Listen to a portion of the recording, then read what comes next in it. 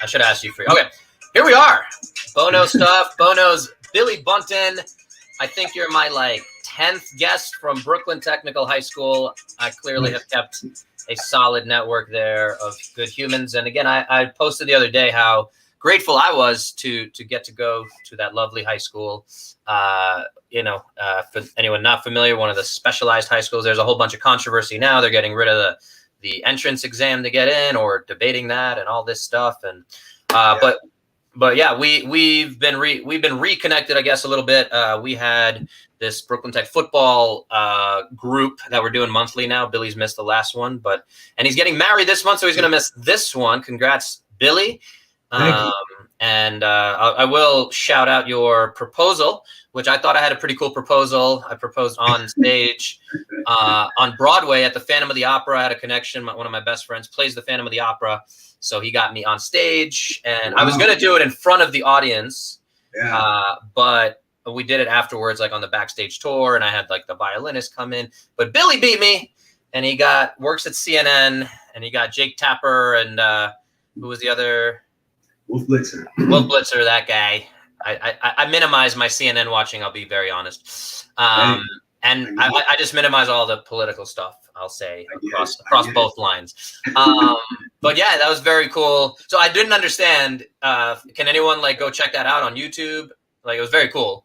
And did that air live, or was that just a kind of closed circuit thing? Because that I get that they were truly, talking to you. And that was great when I think Wolf Blitzer was and if she said no, then you'll have wasted a significant amount of my time, which was great. It was hilarious. Yeah. No, definitely closed circuit. Definitely they filmed that on the side, in between maybe a commercial break, and they sent that over to me. And I was so happy that they did that. And I know, obviously, because I work there, producers and the people who work for those shows, and they hooked me up. But I do not have that kind of juice where they would put that live on air. No sir. That would have been fun. That could have gone pretty viral. Oh my goodness, that would have been interesting. No, but yours is interesting. You crazy? I love that. Phantom of the Opera. Are you kidding me? Well done. Yeah, I think I originally wanted to do it in front of the audience, which I think would have been a little too much. And in the grand scheme, in retrospect, everyone was, including my wife, was I think I'm better with the way it went than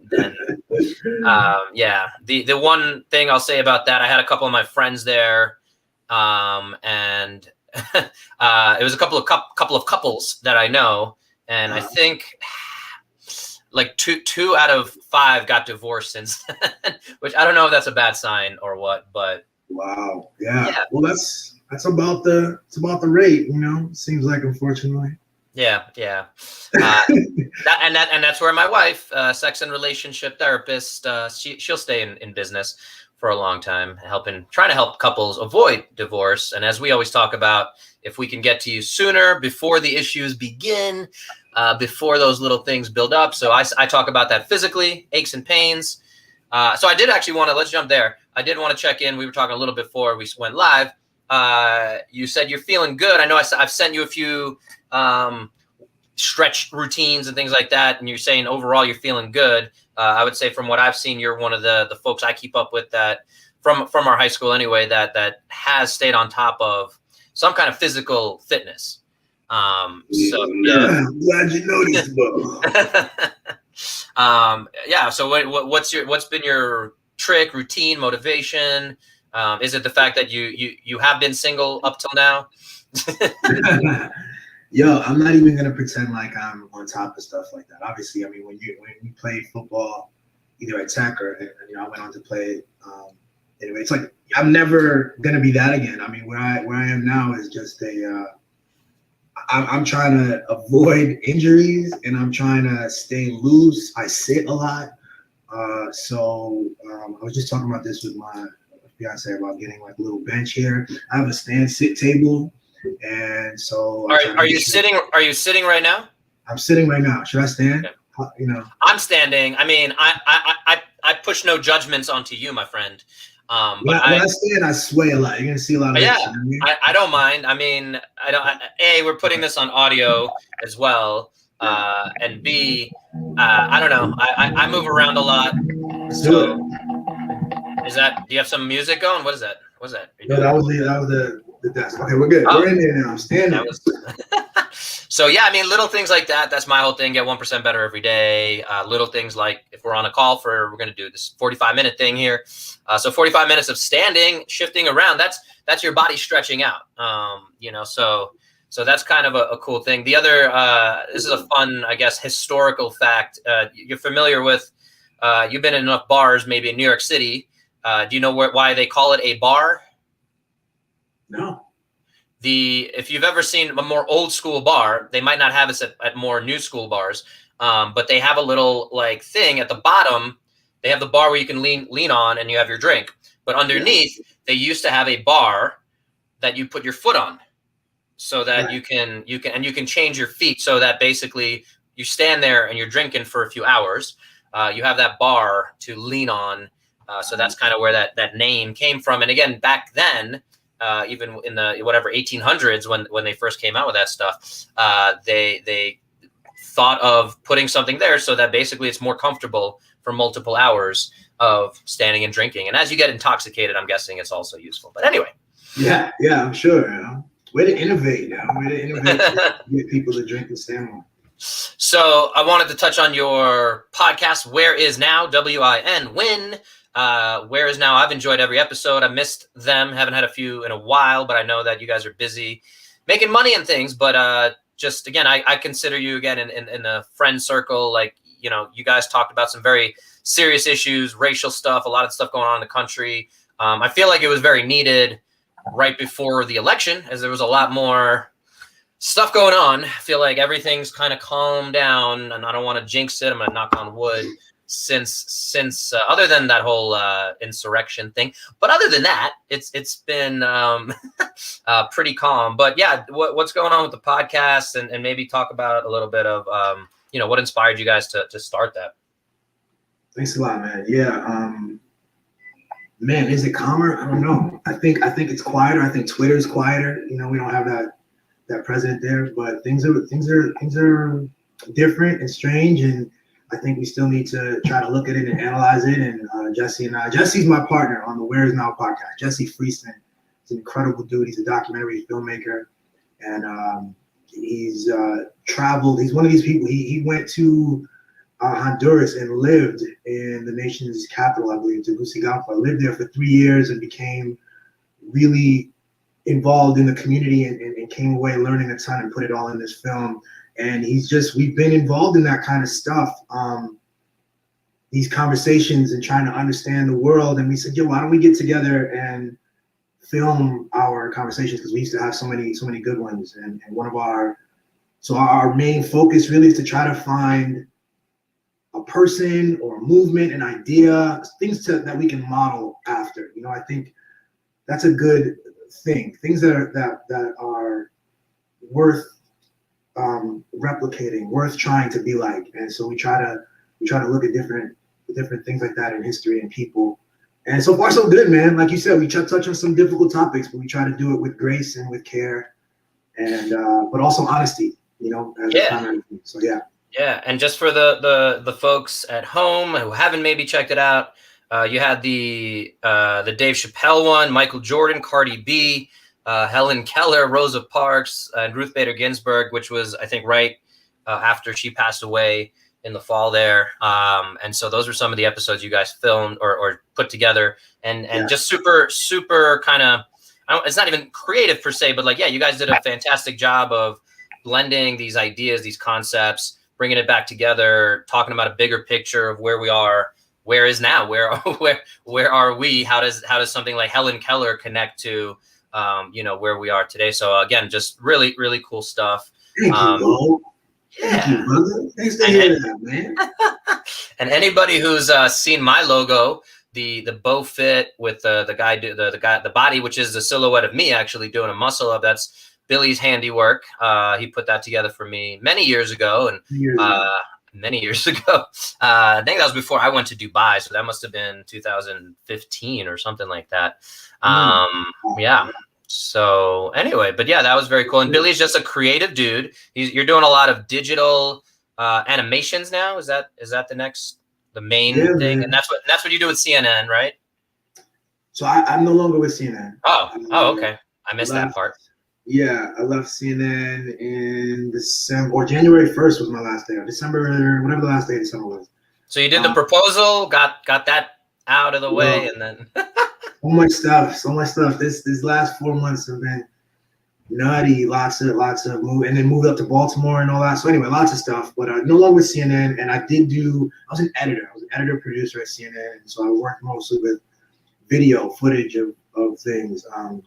But yeah, before that, I was a graphics and visual effects, motion graphics person, and that's kind of where I'm going back now. And then more recently, character animation, which has been really interesting too. So yeah. So if you guys check out his social media, he had some cool ones with like Serena Williams, and just getting that finer, like the breathing as she's getting ready to return a serve.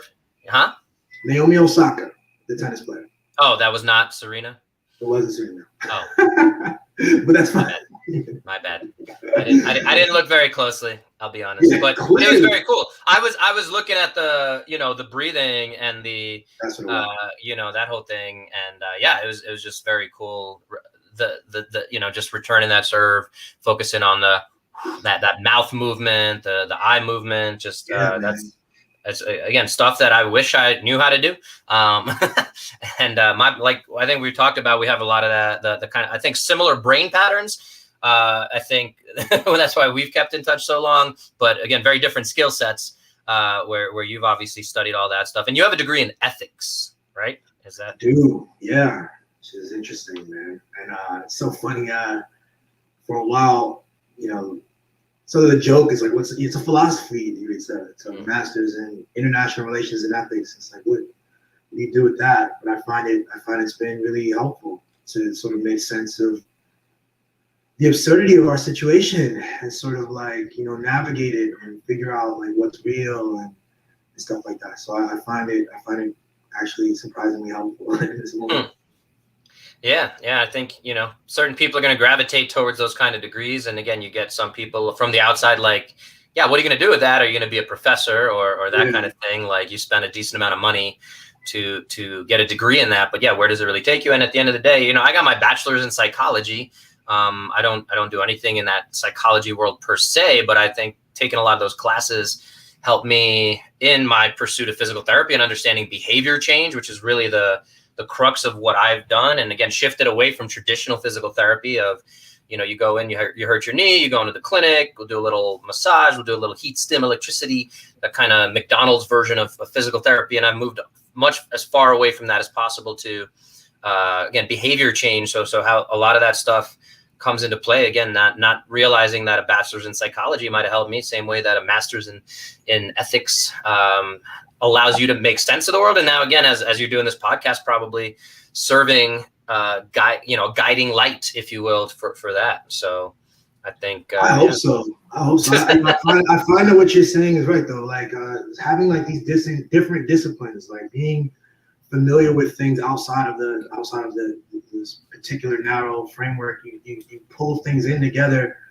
You're able to see things differently, and without a doubt, what you said, I've never heard the McDonald's approach like what you said there, but I know what you mean in terms of the opposite. I feel like you, when I go to see your content, I'm seeing a level of complexity and interest in things of behavior shifting, as well as just like rote mechanical movement of the body. Like you're incorporating stuff in a different way, and it shows. And I've told you this before, and I'm gonna say it again on camera. It's really dope. I appreciate it, man. I appreciate it. Yeah, I mean, yeah, at the end of the day, though, that's what makes it harder for me to, and we don't have to make this like a marketing session for me, but that's what makes it difficult for me. And again, I've moved away from even the concept of physical therapy, despite having this, $100,000 degree as a doctor of physical therapy, but I almost have to move away from what's associated with that, because there is this, sorry, there's some weird issue here on Facebook. That's okay. We're fine. Anyway, but yeah, so that's been my struggle, I guess. And even with the logo that you helped me with so long ago, it's been that, how do I encapsulate all this crazy stuff I'm trying to do? And it's do I focus on the fitness? I was in the CrossFit space, this kind of thing. So I think, again, it sounds like you've also jumped around so much. Like I said, I think our brains are probably wired very similar ways, whether you call it ADD, ADHD, or just, wanting to change shit that we see in the world that we don't agree with and trying to find ways to do that. Which again, for me, the healthcare system is not great. And, the statistics are there for that. And that's my passion of, again, checking in with you. And, we've been on these kind of football calls, and I don't want to be that sales guy like, hey, everyone, like, I can help you all, like, pay me some money. But at the same time, it's like, that's what I'm passionate about. And I'm like, I'm confident that, if I get folks to work with me, that, I'm just here to help them. And if we can't come to a way to help them, then, we move on. But it's an interesting continued journey, if you will, a path of, again, like, if we put a timeline of your your career since you got your ethics degree there, would it be kind of all over the place and jumping different streets and highways? Is that what that would look like? Or yeah, definitely. Man, leaving Stony Brook, came to DC, worked on the Hill, really wasn't a fan of the way that place works. Still not a fan.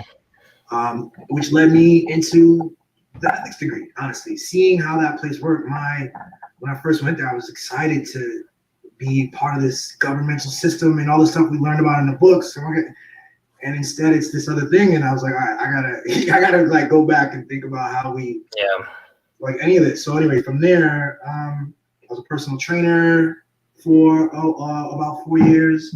Had some great experiences there, and just got into the motion graphic stuff, man. It just, it really worked my tail off, and also got lucky in a lot of instances and found some cool people, and I've just been trying to build relationships and keep going.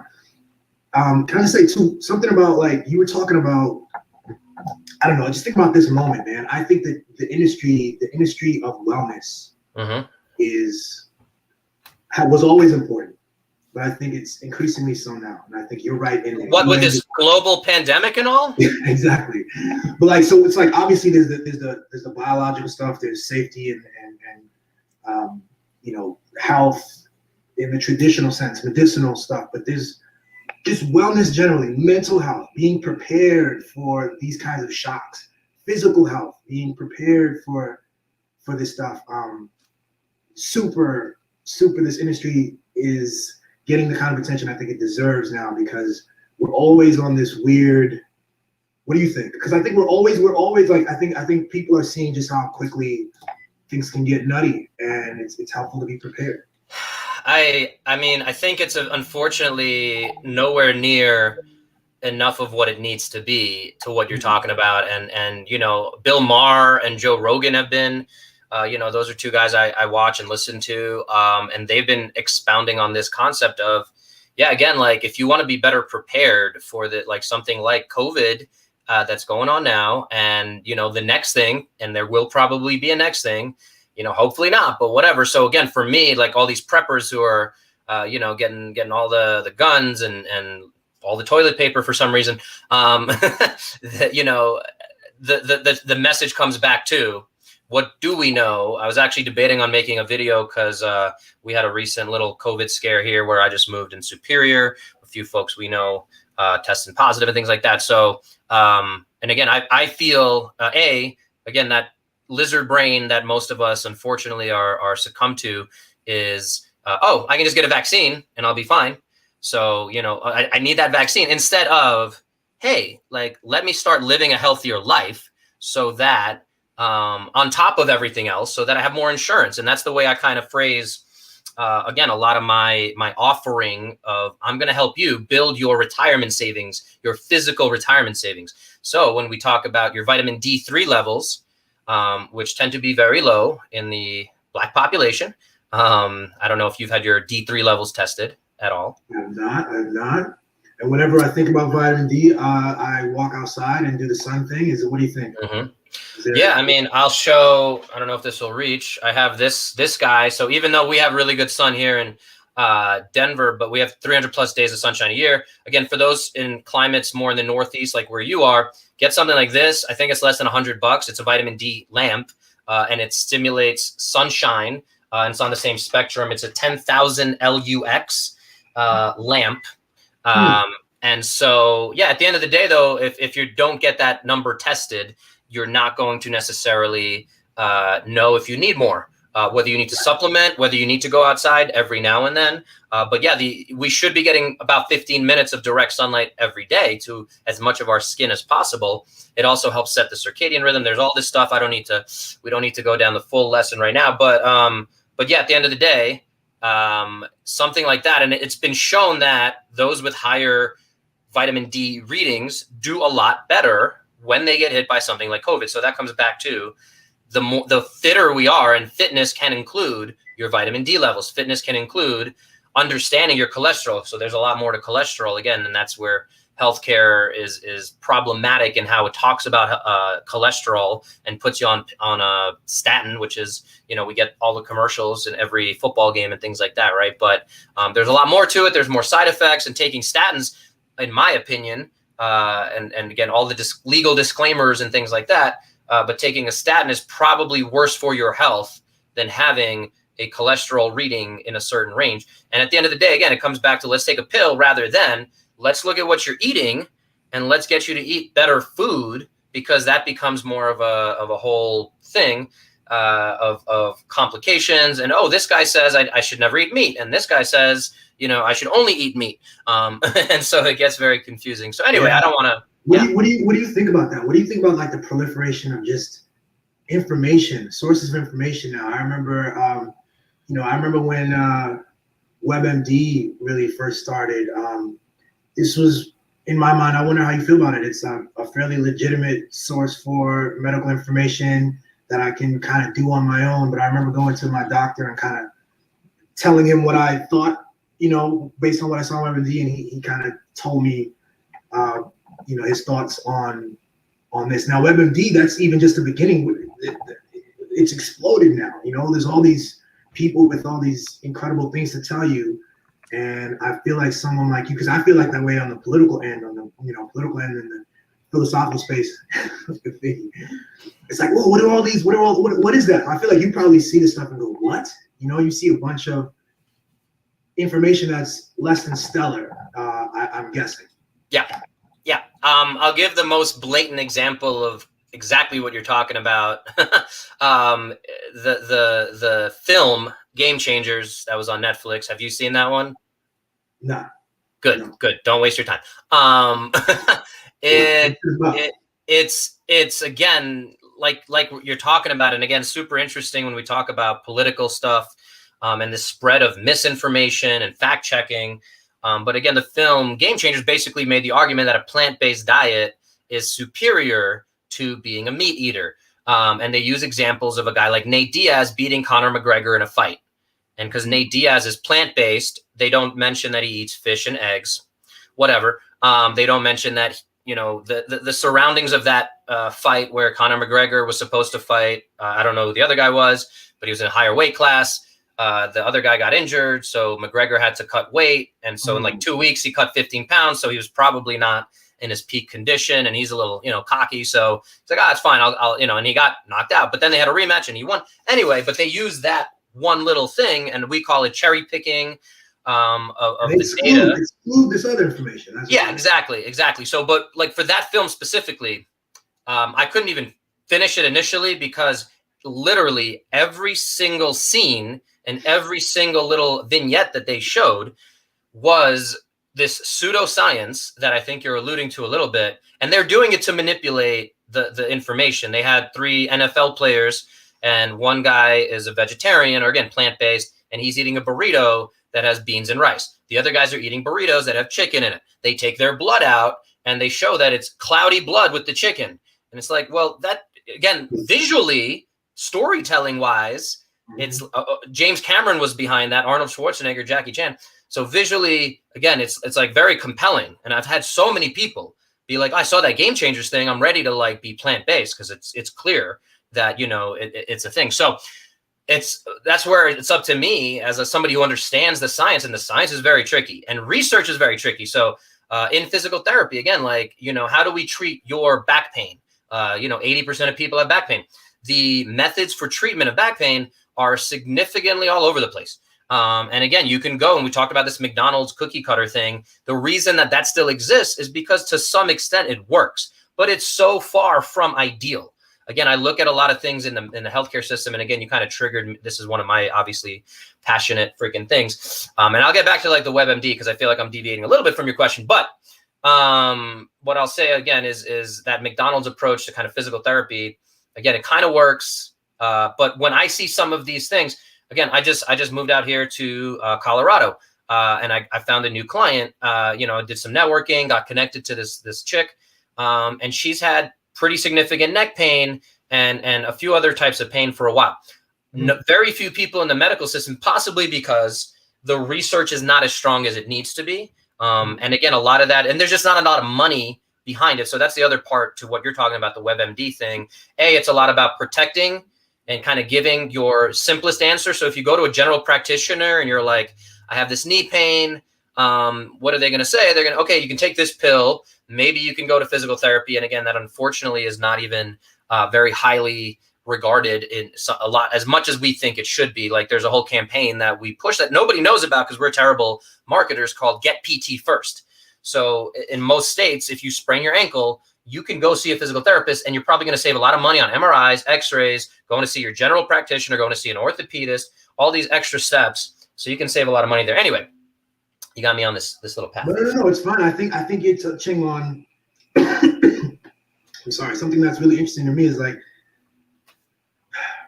I think what you want to do is you want to elevate this concept of physical wellness and preparation to the place that some people in their minds hold financial wellness. Like there's been this whole marketing effort to get people to understand how important it is to, have the 401k and the savings, right, and to do all that stuff. And so that's on people's radars in a way that your medical community, that your community hasn't been able to get into everyone's minds in that way. You know what I mean? Well, there's just so much more money. And at the end of the day, I hate to be overly skeptical or whatever about it, but there's just so much money in drugs. And again, like, yeah, cholesterol, there's no money for me telling you, hey, try to eat more vegetables and try some better quality meat from a regenerative farm. What does that even mean? That's a whole nother conversation. I don't have time to explain all this to you.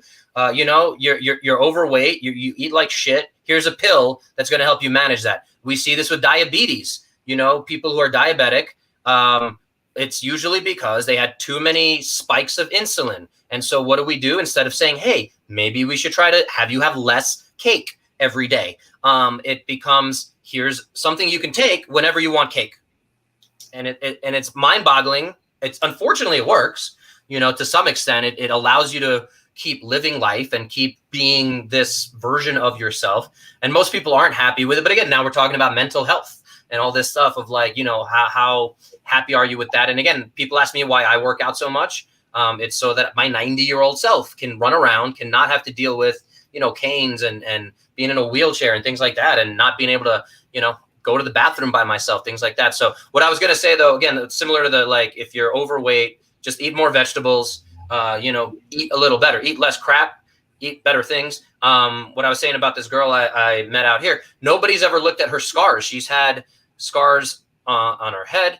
Unfortunately, it works, says Ronaldo. We got all the tech heads.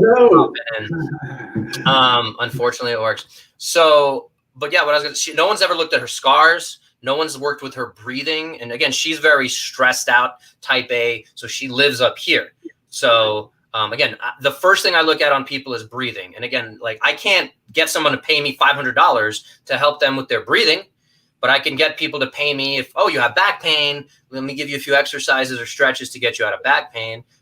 That's more what it is. It's a very, again, back to the psychology thing and all that. And WebMD too. Like it's what's the best version that makes sense? How do we go away from where follow the money, kind of being conspiratorial about it? But at the end of the day, it's unfortunately, again, to your point about investing, 401k type stuff, that I keep trying to use that analogy. It's, would you pay me $3,000 right now if over the next 3 months I worked with you one-on-one and gave you all the tools I could in that 3 months to live a better, health and wellness type of life? You know, and I'm not doing it for you, but again, most people don't have the bandwidth to sit there and be like, okay, like, you know, why shouldn't I eat brown rice, or why should I not eat bread? We've been eating bread forever. I'm like, it might not be good for you, bro. Like it's something that I've just seen when people cut out, they feel better. You know, so yeah, it's again, I can certainly keep going on this topic, but let's get back to you, man. No worries, man. Yeah, no, I think that's it. It's difficult. There's a whole ecosystem of people, you know, not having the bandwidth and not being as, you know, fully informed and invested in understanding the value. And also, if there's a pill, then why? You know, if there's an easy out, that's it. And that's true in so many industries. So yeah. I hear you, bro. Well, now we got to figure out how to spread that message, and yeah, again, that's where, you know, I gotta find a logo that encapsulates all that rambling. That's the next. Yeah. Oh, is that shots fired? Yeah. Approve my logo, Billy. Come on, Billy. No, man, I really appreciate. A lot of people really love that logo you put together. Yeah, it was. I know I have to update it. We gotta add. It's gotta make it both fit care. I'm still debating on that too. Yeah. I mean, people don't seem to like the word care again because it's not sexy. You know, and that's unfortunately, again, like, that's what I believe in. Care's not sexy. Care is not sexy, man. Doesn't get the people going. Yeah. You know, what's the Will Ferrell skater movie? Get the people going. Gets the people going. Was that Blazing? No. Blades of Glory. Blades of Glory. Skating one. Yeah, I didn't see that. It's a good one. It's one of my wife's favorites. Really? She loves Will Ferrell. It's just silly comedy. It's always that. But him, that one, and the cop one are the two ones I haven't. Oh my God, that's bro. The other guys with Mark Wahlberg. Yeah, that is my. If I had to be on a desert island or whatever, I would 100%. It would be my whatever top 5. I mean, it might be my number 1. I don't know. I comedy wise, it's just the exact comedy I love. Of just dry and like really, really deep cuts. There's like TLC references that are, it's just one of the, I love it, man. I love it. I'm in Zoolander space, so I'm with you, bro. Yeah, exactly. You know, they ruined Zoolander too, but anyway. Funny random story about that. I was in Paris during Fashion Week, which is when they were shooting Zoolander 2. And I got a reservation for a really fancy restaurant. And we got like an 11-something o'clock reservation and at the bar. And it was like 11:30. And guess who walks in? Owen Wilson. And he sits next to me. And Midnight in Paris had just come out. And it might be one of the greatest regrets of my life. I did not say, hey, Owen, did you know it's Midnight in Paris? Something like that. Like, that he wouldn't have appreciated, but you could have said he's so hot right now. He's so hot. Well, yeah. I was like, I'm gonna leave him alone. He looks like he's enjoying his food. I also probably had a little too much wine at that point, but you know, it's probably the right one. That's probably the right one. Good job. One of the best meals I've ever had, by the way, is like, I think it was a 3-star Michelin restaurant. Yeah, it was. Paris food is phenomenal. I've never been, man. I've never been to Paris, man. Take the wife once the world opens up, man. The soon to be wife. That's the plan. Yeah, man. So yeah, anything else you want to touch on? We're kind of coming up on time. You got a lot. What are the projects you're working on? You're doing a lot of the. Man, I'm working on a documentary about mushrooms. That's right. I remember. Hallucinogens, and I'm doing the graphics and the animation for that. Also working on some like NFT stuff. So like non-fungible tokens, which is a digital art assets, and getting my bearings with that space, and a couple other projects as well. So just trying to stay busy, man. Trying to keep getting better and figure it all out, you know? Definitely. The hallucinogen thing is pretty interesting. Trying to do some research, get myself familiar. What about you? what's your experience with hallucinogens and mushrooms? You're not. I have never participated. I haven't gone past the marijuana train on any of that. I'd be open to it. I hear very interesting things about ayahuasca. Yeah. You know, I don't necessarily feel I have a lot of repressed trauma, which is what a lot of folks talk about with that. Where again, I think, but maybe I do. Maybe I'm just really good at burying it way deep down there. So I'd be curious.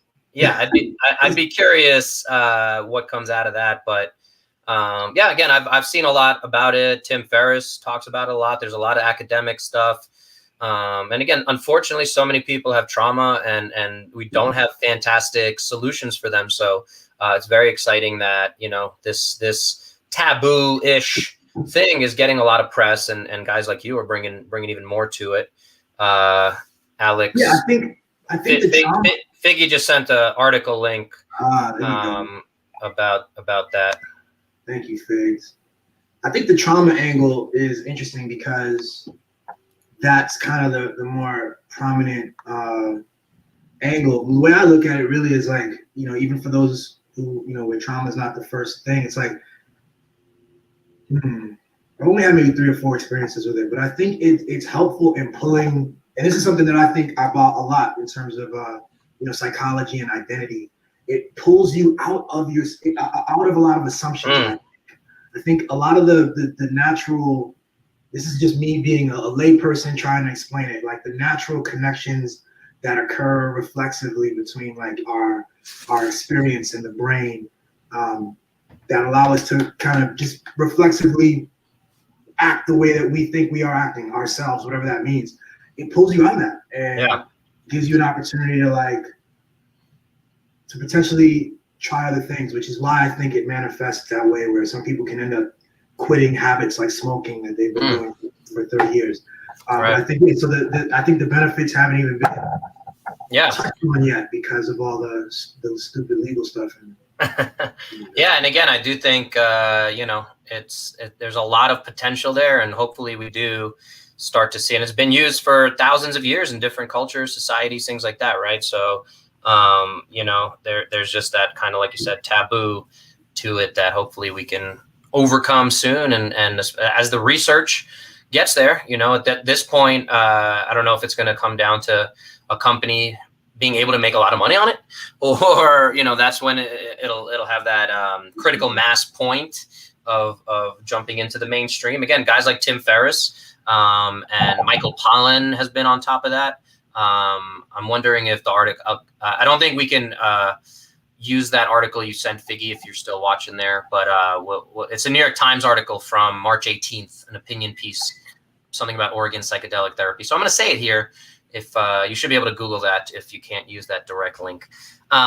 Anyway, but yeah, man, I think that's again very exciting, very cool. And in terms of that, yeah, I mean, it's very interesting how we put up again, we call it the lizard brain, but we you know, we don't want to lose control sometimes.